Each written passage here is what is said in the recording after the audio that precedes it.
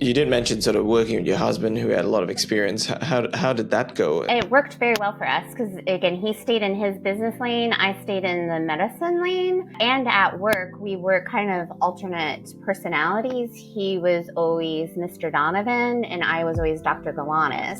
I think, again, it worked quite well, and we were quite successful. And he was able to, fully manage the exit. So you exited, you went through this, and then you decided you're going to open a veterinarian blood bank. I had an IMHA dog that required 7 transfusions. The 7th, it was very hard to source the pack cells. And so that's where, again, my husband was like, why don't we open our own blood bank? And that's how it came to be. We don't ask anymore of, oh, have you ever thought your dog could be a blood donor? Because nobody ever thinks their dog would be a blood donor. So we're just like, oh, hey, your dog, how old is he? Or how much does he weigh? He fits our donor requirements. And here's the benefits. You get an exam, you get blood work. We do the Simparica Trio. And then they get lots of love and attention and treats. So, there's not really a downside to it other than just kind of the time on the owner's portion. Welcome back to the show, and I'm your host, Dr. Gan. Today, I have an amazing person by the name of Melanie Galanis, and she is an emergency vet that has been doing this for about 20 years. She owned her own hospital, and she's since exited, and now she owns a veterinarian blood bank. Welcome to the show, Melanie. Hi, happy to be here. Oh, that's great. Well, part of the reason I got you on board, Melanie, is because of what you've done. Like, you've managed to run a hospital. Obviously, it's been busy, and then you've had your trials and tribulations with other issues with your health as well. But maybe let's just start from the beginning on what sort of got you into veterinarian medicine and surgery and emergency, and where it sort of all began and what happened until the time you exited. Yeah, I got into veterinary medicine, obviously the common answer is, I love animals.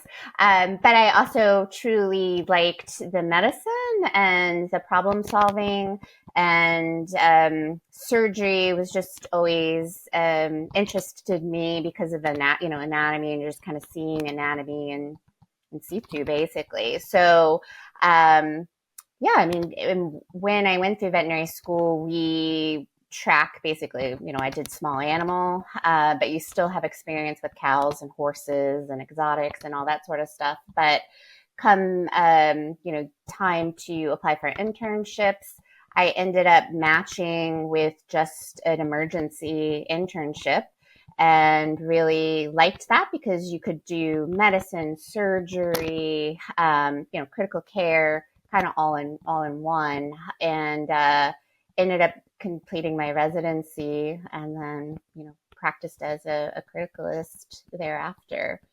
Go ahead. I'm probably going to ask you silly questions because I have no idea. No silly questions. But no, they actually are. People make that question. There's no such thing as a silly question, but there's really, really stupid questions. But when you study veterinary medicine, like you mentioned about the anatomy and studying about it, is it bigger animals but is it part of the curriculum of anatomy that you have to study small animals as well? Yeah, so freshman year, you get a cadaver dog and cat, and you're in teams of like 4. And so one person will be, one team of 2 will be doing the cat, the other person will be doing the dog. So you basically dissect those down. And then they had horses and cows that they would, don't want to offend anybody, but kind of like roll in on the chains basically. And that they would have already been semi-dissected to see kind of tendons and structures. And then we would have plasticized organs. So for the cow, the 4 portions of the stomach, lungs, those sorts of things. So anatomy did run the spectrum of, cats, dogs, horses, cow. We did have a specific, I don't think it was freshman year, but we did have a specific like poultry class where we did dissect chickens as well. So. Oh, wow. Gee, that must be so interesting because I mean I think we spoke about this earlier that the before the show started that the anatomy of a human body is challenging, but when you need to know the anatomy of like various different species, I can only imagine that could be even more challenging. Yeah. And then it's like, rabbits are compared to just like small horses, basically. It's just, their system is very similar. So, and then all the ruminants. So you kind of can group things together. But yeah, definitely being able to know and apply it. So would you say that the experience that you get over the years kind of builds up your confidence on what you're actually doing?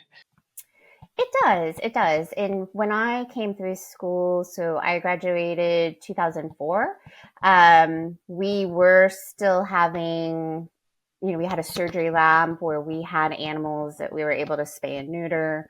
So to get that experience on a live animal at the time that was recovered and then adopted out, basically.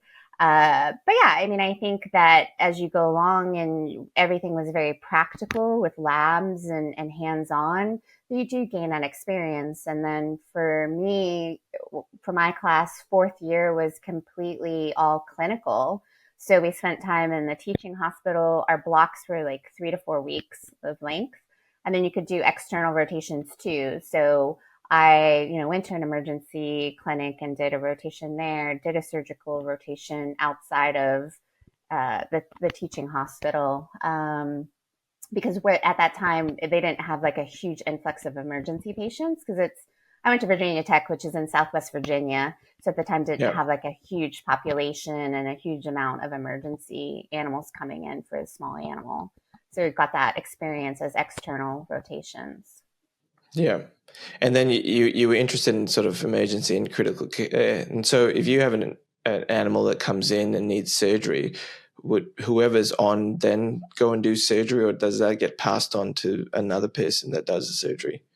It depends on the practice. Where I did my internship and residency, we cut everything except for we didn't do neurological surgeries.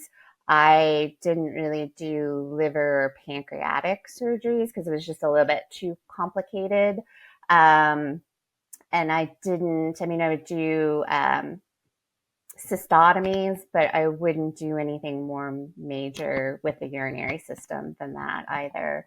But there are, with the advent of corporate practices and kind of huge specialty practices where you've got surgeons, a lot of times they will just the surgeries will get passed on to the surgery department. Yeah. But in my hospital that I owned, we did do our emergency surgeries. So GDVs, splenectomies, enterotomies, resection and anastomoses. Didn't really have to do cystotomies because they're not per se an emergency surgery, and they actually are Yeah. probably my like least favorite surgery to do. Yeah. But yeah, so we would do those quite a bit, and it's pretty common for quite a few animals to come in with ruptured splenic masses, and so that means that again we have to remove the spleen, Yeah. and it needs to be done as soon as possible, basically. And so it sounds like, especially in emergency, I spent a lot of my career in sort of emergency and critical care as well, and it obviously can be quite stressful. How did you sort of you went from veterinarian owning your own hospital? Obviously, there would have been a lot between there, and I'm simplifying it, but how did you manage all of that? I mean, I think you may laugh. I don't know. My internship year, and I was a little bit older once I graduated vet school. But my internship year, I swear I cried every day. Just because it was, it was this huge amount of stress. Like you're supposed to be a real doctor, and you're supposed to have backup, but sometimes everybody else was so busy. And so then you have to make these decisions, and it's like, you've got the knowledge, you just don't have the experience.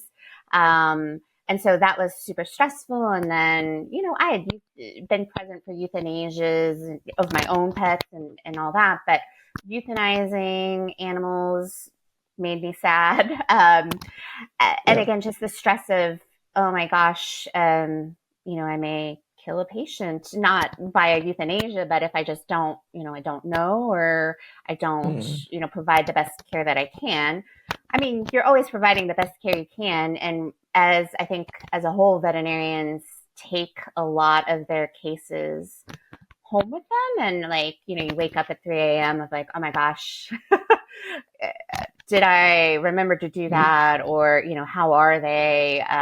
So it is entirely stressful, but as I continued along my career, and especially when I owned my own hospital, I say that I kind of became like a machine, because you just, by that time I'd had more experience. Like you see a wider variety of cases, like you gain confidence basically. And then hospitalization is always, if you've got a very sick patient, things change. And so then it's also learning, like, you can adjust your treatment protocol by how the patient's changing. Yeah. So that made it a little less stressful of like, okay, there's always something I can change if they're not responding in the way that I want them to. So I think just, again, more experience, more time, a little bit more wisdom, maybe. I got in the groove of like, this is, I have to keep things running. We've got employees now. The community depends on us. So it's like, just keep going to do the best you can. Yeah. And was it challenging going into practice ownership and obviously hospital ownership?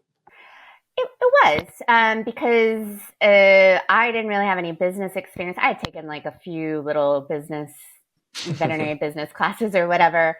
Yeah. But when I met my husband, he had been in multiple businesses throughout his life. And so he was the one that was like, oh, do you want to start your own practice? And I was like, maybe. So I don't know, but then it worked, and then we went through the whole, like, securing a business loan, starting, and we built it out. So everything was just kind of from nothing, and we built it. And location, I think, was a huge factor. Where we built it, I kind of have lived in the same area I grew up in, except for, vet school and residency. So I knew that, like, where we were putting it, there wasn't, while the area as a whole had several ERs and specialty hospitals, that area where we were going didn't. And so I had thought that it would do very well.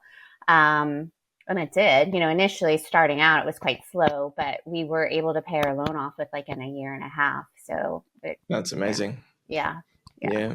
Um, And you did mention sort of working with your husband who had a lot of experience. How did that go? Usually couples working together, how do you, I think it's a question that everyone thinks it's a bad idea, but it's all opinions. But how have you guys have obviously been successful doing it. How have you found it?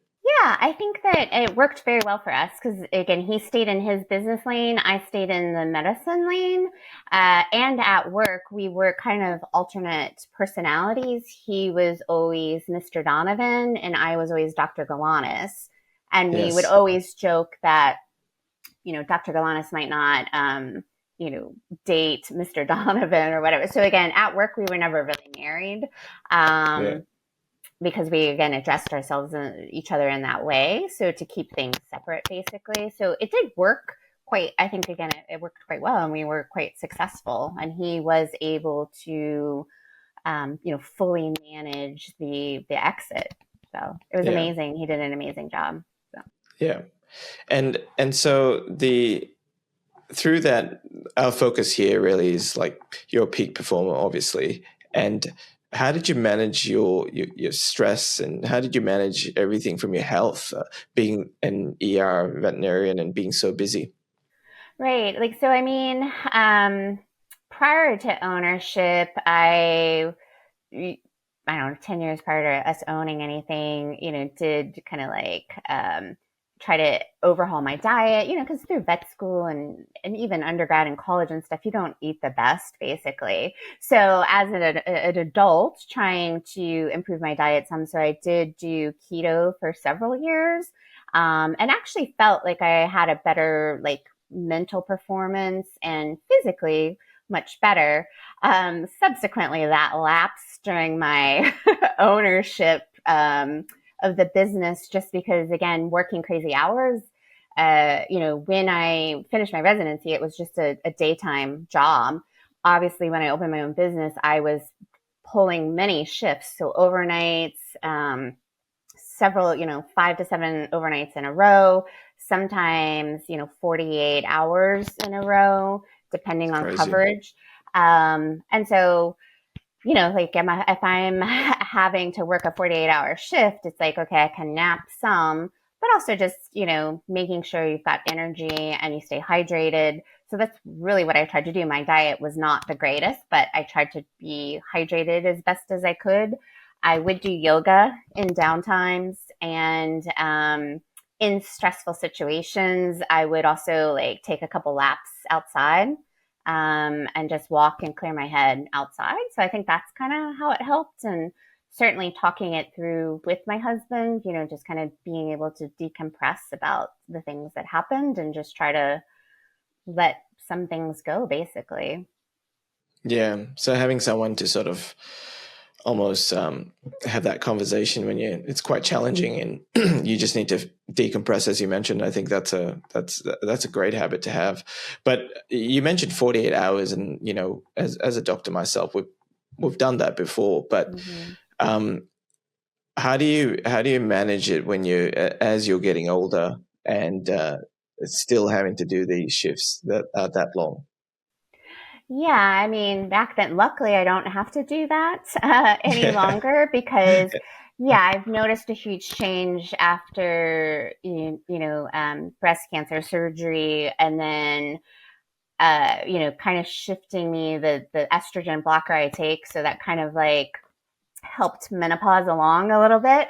So Yeah. definitely noticing major changes in that. So luckily, again, I don't have to do those shifts.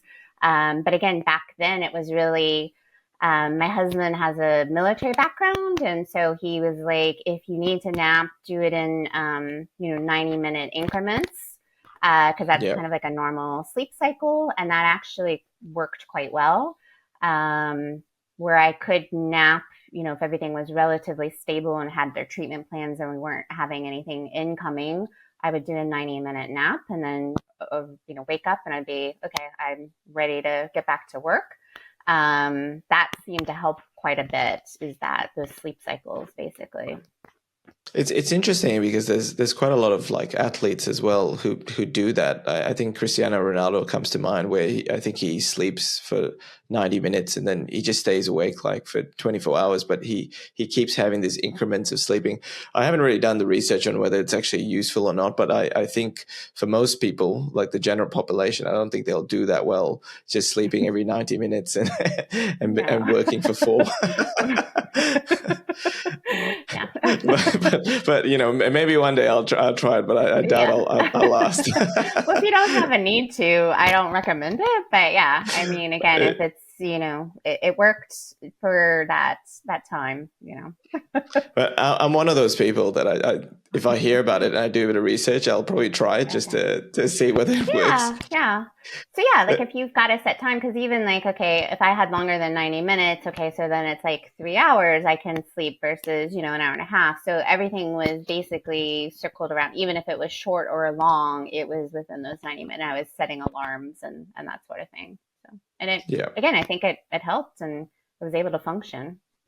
And I think for every person it can be different. So obviously Hmm. for you it worked well. And do you have children, Melanie? No, no, No. Okay. no children. Because I guess that would be the other thing. Like if you were doing 48-hour shifts and having to pick up the kids, and Yeah. Oh sometimes yeah. that can be the challenge. Yeah, for sure. Like I don't, no, I don't know that I would have been able to manage that. I mean, we joke about like, if we had children, like you put them in the cage or just keep them in the hospital. At So work. yeah, exactly. Yeah. So, but luckily, I didn't have that challenge. Thankfully, I mean, it was a choice for us to not have children. But again, I met my husband, later, basically, and so I it just it was something we decided we didn't want to have children. So, But it sounds like a match made in heaven because it sort of yeah, worked well, for sure. especially where you were. Yeah, for sure. You did mention you had breast cancer, and Hmm. I'll sort of like to talk a little bit about that if you're Sure. okay with that, because you mentioned that during your exit that happened a couple of years ago. Post exit, I'll let you sort of talk about what happened and how it all occurred.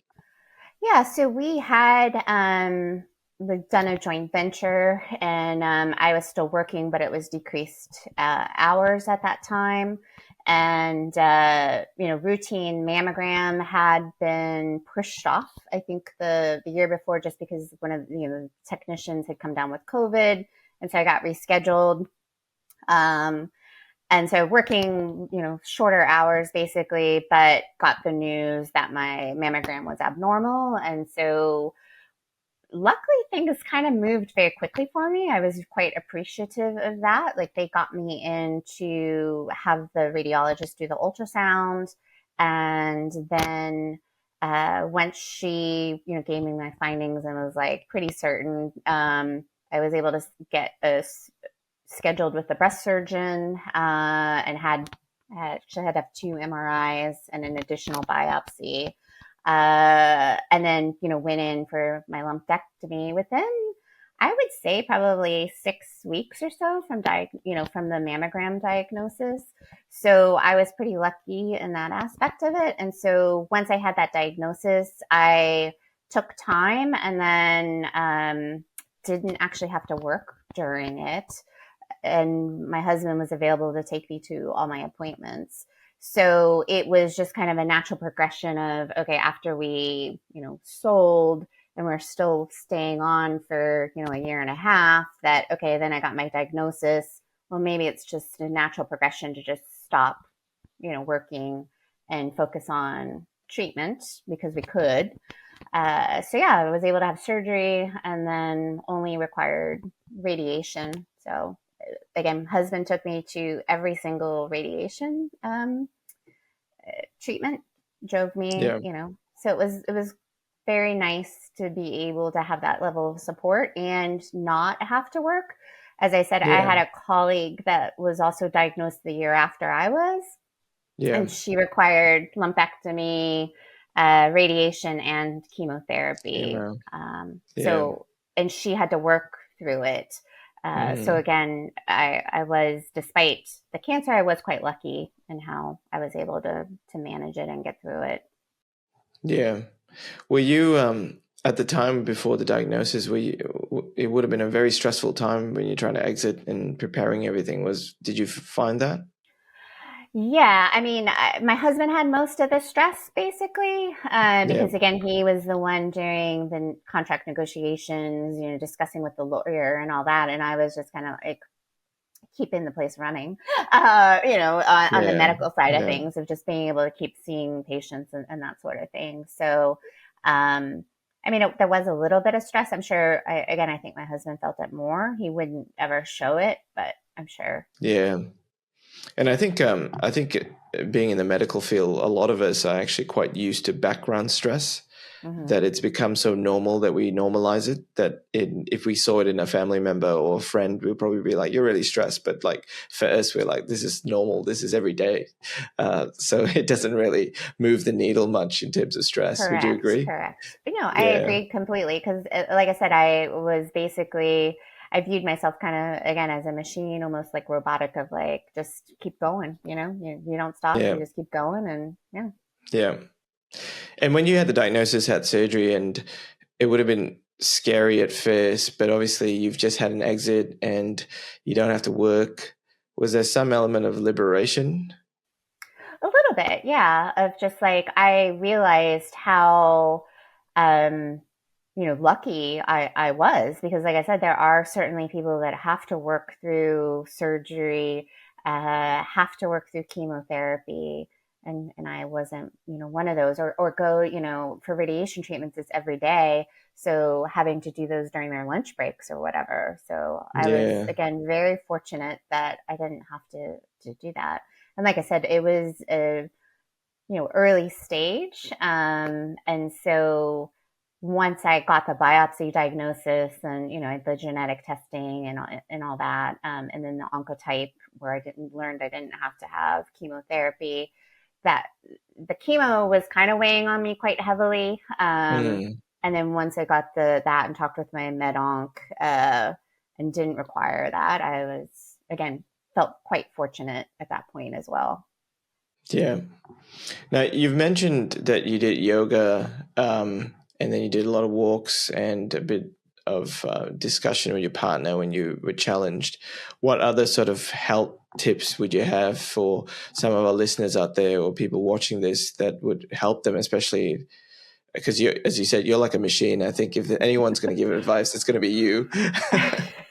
I mean, I'm also a practicalist. So it's I think I have basic, it's nothing that probably hasn't been, said or known. But again, for specifically, like if you're having to work long hours or whatever, I do like the 90-minute sleep cycle. Again, I don't have to adhere to that any longer. So I do try to improve my sleep as best I can. I like to get 7 to 8 hours of sleep now. Because again, I think it's like it helps your brain during the time that you're sleeping, like your brain is kind of resetting and everything's, getting back to status there. So I really like to try to get as much sleep as possible and uninterrupted sleep, which with the menopause, that was a problem until I started a different medication. So now I can pretty much sleep and not wake up and have like terrible night sweats. Yeah. So that's quite helpful. And I think, again, just staying hydrated, because again, if you are hydrated, I try to drink about, I don't know, eight to 10 cups of water. So what is that? 64 to 80, ounces, which is Answers. two and a Yeah. half milliliter or 2.5 liters or something. Yeah. Again, just to stay hydrated, it helps your skin. I think it makes you feel better. So. Yeah.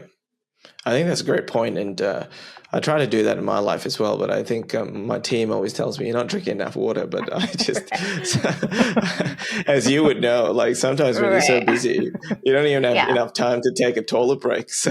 No, that's true. That is true. I mean, although I did look forward to the toilet breaks because, again, it's that moment of quiet. Like nobody Yeah. can bother you, and it's like, okay, let me just like, and then sometimes thoughts, that they say shower thoughts, but it's also like toilet break thoughts of like, Yeah. it's Yeah. quiet and something just came to me, while I had the time to like escape all the hustle and bustle in your brain is like, oh yeah, I can Yeah. think of that now. So I started trying to do it, but I don't do it well. But every time I get a toilet break, I try to just like calm myself and take a deep breath in and just relax in that, however quick okay. or long that takes. Yeah. And I feel it sort of centers me because at the start of the year, I decided I was going to make this a practice where I just breathe at my desk or when I'm moving around or running around.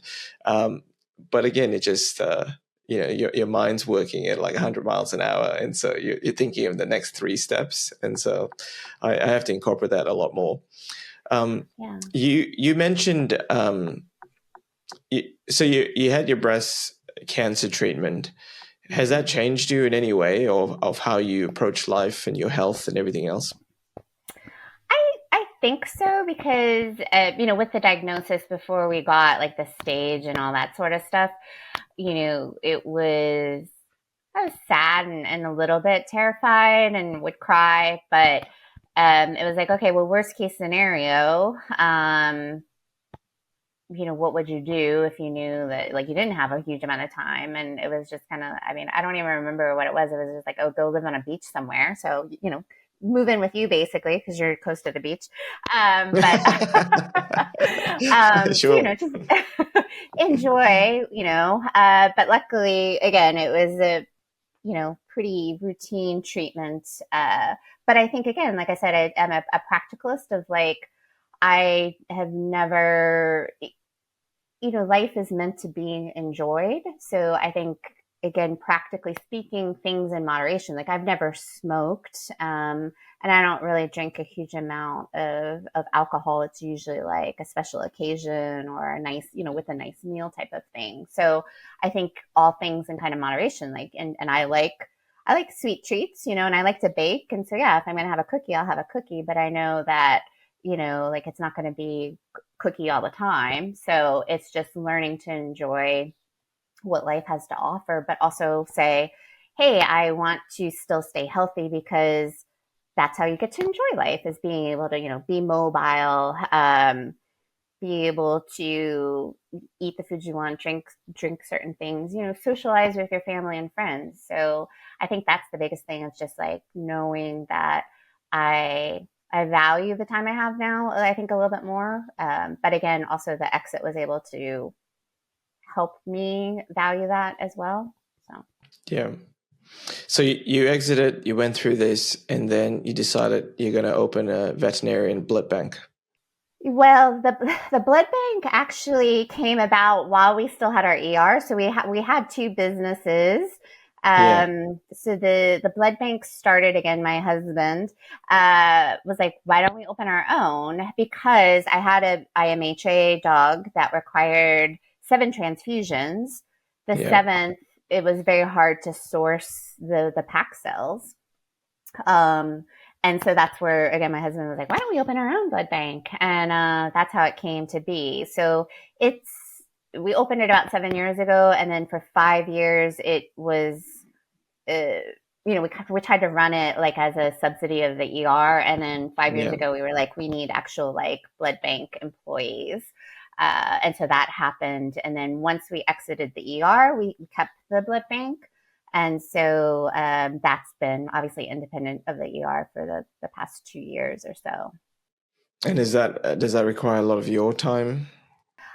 Not so much, because we are able to I've got technicians, licensed technicians that are able to do the actual phlebotomy. Yeah. But I do examine all the donors, and review their blood work and make sure that they are healthy to be donors, basically. So Yeah. it's not like an 8 hour every day type of thing. So that's been quite nice of that. I can still work, but it's not all consuming because Yeah. I don't want So you're another. sort of in your semi-retired life now.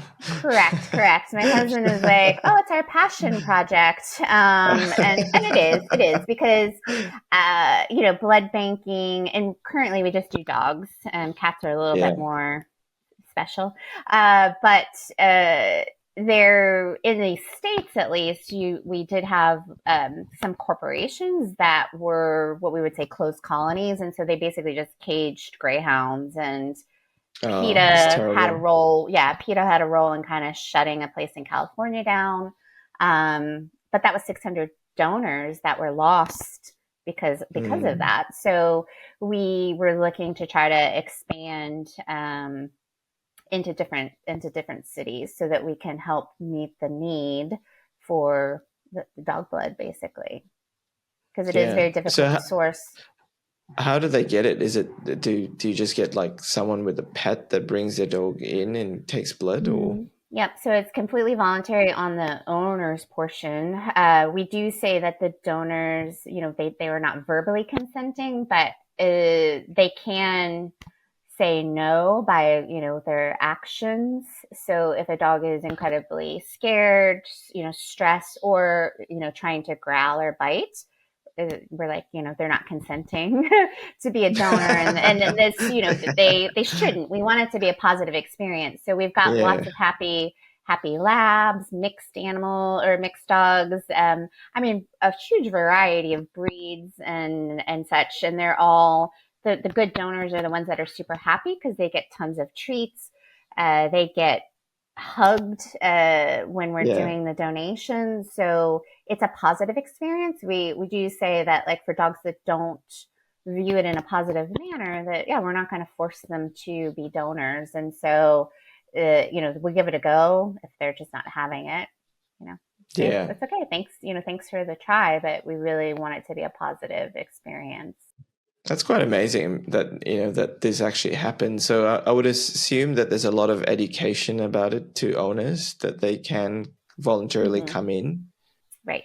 So yeah, it's always a like we joke of like we don't ask anymore of, oh, have you ever thought your dog could be a blood donor? Because nobody ever thinks their dog would be a blood donor. So we're just like, oh, hey, your dog, how old is he or how much does he weigh? Like, oh, Yeah.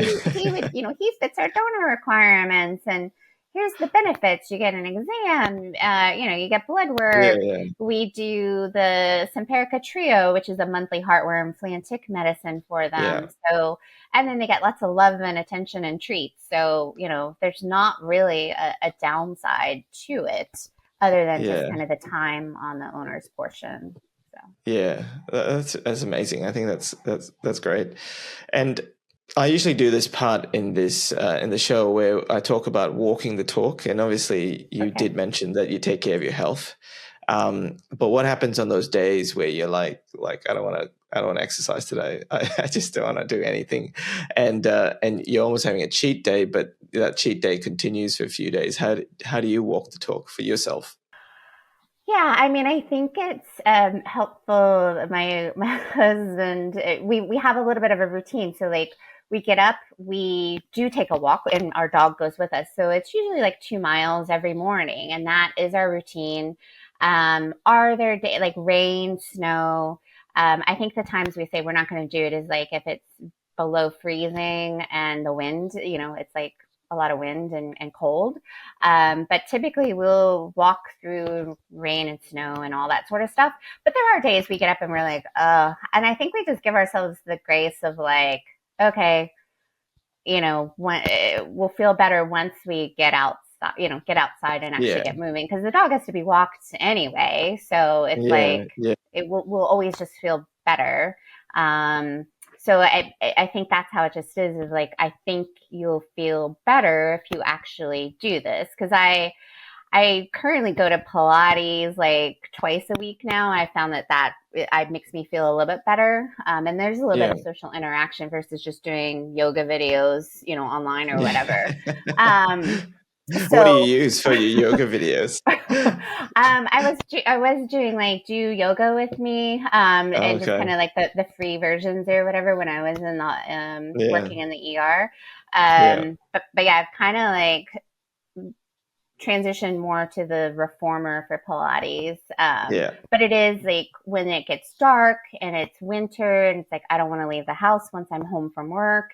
It is a little bit harder and it's like, but you'll feel so much better. Like, I think I try to have like future self talk to present self of like, you'll actually feel better if you get up and do it. So I think that's kind of how I get through it.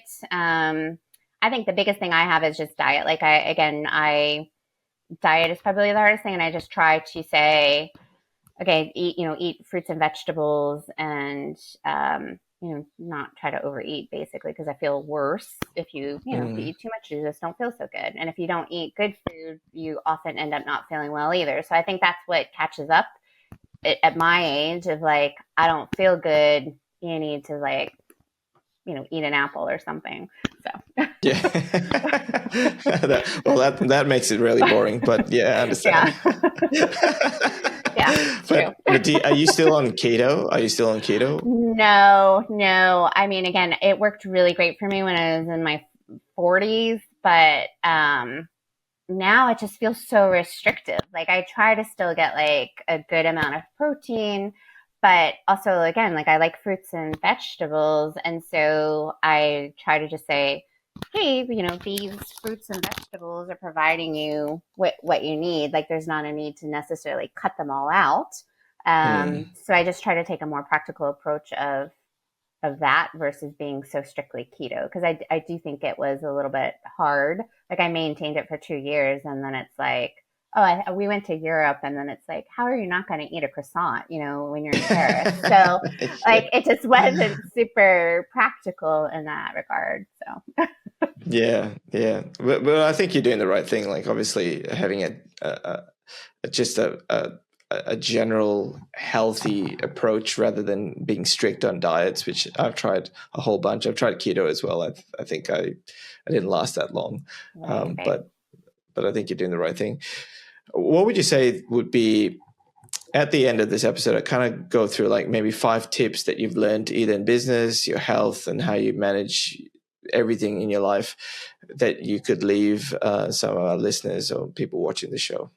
I mean, I think it's just, again, making sure that you are, like in business, that like you're actually still enjoying it or you feel like you've got a purpose for it. I think that helps of like knowing that when we were in the ER that, yeah, we're helping our community. And so, and even now with the blood bank, we're helping save dogs' lives. It may not be like an immediate, but we're providing the products that can help save a dog's life. So I think having a purpose in that is helpful. Um, and then, again, kind of just health wise of like mental health breaks, whether it's your toilet break of just, a minute or two of quiet and uninterrupted thought, or taking a walk, just getting outside, breathing the fresh air. I think those are big ways to kind of like break up the stress. Like you said, breathing at your desk. I had a Tai Chi teacher that would do breathing exercises, and she swears she would never get COVID because of it. But regardless, like again, but a lot of the practices of like yoga and Pilates and stuff is just like, also breathing and feeling your lungs expand and your spine. And so I think doing that is helpful to kind of help alleviate the stress. And then just having a good social, family or social network that you do have support. I mean, as business owners, I know that we felt isolated and there really wasn't, we didn't have many peers to talk to. But we were able to have each other. And so I think that was incredibly helpful. Like if we were each going through it alone, I don't think it would have been possible. Mm. So I think those are the big things. Was that 5? I don't know, but yeah. No, it's close enough. But I think that the social connection that you mentioned, I think for a lot of business owners, there's from everyone I've spoken to, there's just this isolation because as you keep rising in your specific field and whatever you're doing, you almost distance yourself from a lot of people, and because you're in the grind of it, you kind of think that that's okay. And I think that the social connection was a big thing, especially when we went through that whole pandemic. And I think a lot of people forget that part, which I think is amazing that you mentioned. Melanie, thank you so much for coming on. I think I'm also so grateful that you shared this information, especially your personal life and your health as well. I think it takes a lot of courage, and also it'll help a lot of people. So thank you so much. Oh, you're welcome. It was my pleasure. I do hope it is helpful. I was a little bit hesitant because I'm not, again, kind of super athlete or hardcore about anything. But I think, again, kind of like a balanced approach is how I've viewed it. So. Well, put it this way, Melanie, someone who's doing 48-hour shifts is definitely, and knows anatomy of like maybe 10 different species, is definitely a peak performer. All right. Well, thank you. You make me feel better about myself. Thank you. This wraps up this episode of Peak Performance Hacks.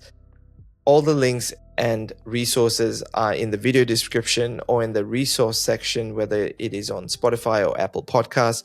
If you're watching this on YouTube, please consider subscribing. And if you're listening on Apple Podcasts or Spotify, please leave us a review so that more people can discover our podcast and it could benefit them as well. Until I catch you next time, speak soon.